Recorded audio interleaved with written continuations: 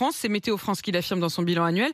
Qu'est-ce qu'on appelle une année fraîche ? Eh bien déjà, c'est une année beaucoup plus froide que la précédente, puisque 2020 avait été l'année la plus chaude de l'histoire, aussi bien en France que dans le monde. En comparaison, 2021 apparaît donc comme une année normale ou presque normale, puisque les températures en France ont été à peine supérieures à la moyenne, c'est-à-dire plus 0,2 degrés. Cela s'explique par le passage de nombreuses masses d'air froid au niveau mondial. On a vécu cette année un phénomène appelé la Niña, ça veut dire le refroidissement des eaux dans l'est du Pacifique qui entraîne une diminution globale des températures de la planète. L'été dernier, les anticyclones et les pics de chaleur se sont situés au sud de l'Europe, si bien que la France s'est souvent retrouvée sous des dépressions. Je parle sous le contrôle de Géraldine Demery.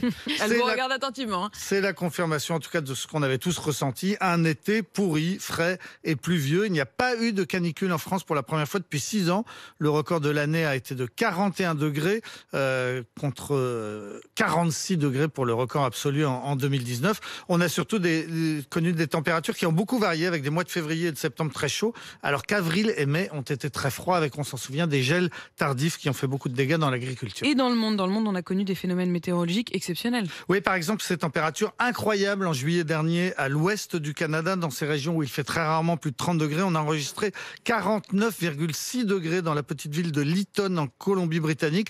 Petite ville qui d'ailleurs n'existe plus. Elle a été entièrement dévorée par les flammes après quelques jours sous ce dôme de chaleur. Record très spectaculaire aussi validé avant-hier seulement par l'Organisation météorologique mondiale. Il a fait 38 degrés au printemps à l'extrême nord de la Sibérie en Russie. Température relevée dans le village de Verkhoyansk qui se trouve au-delà du cercle polaire, village où il peut faire jusqu'à moins 60 degrés en hiver et où donc là il a fait des températures comme sur la Côte d'Azur. On a aussi enregistré 18 degrés de l'autre côté du globe, au pôle sud, en Antarctique. C'est ce qu'on appelle le réchauffement des pôles. Enfin, un dernier record d'Europe battu en Sicile avec 48,8 degrés. C'est la première fois en Europe qu'on frôlait ainsi les 50 degrés.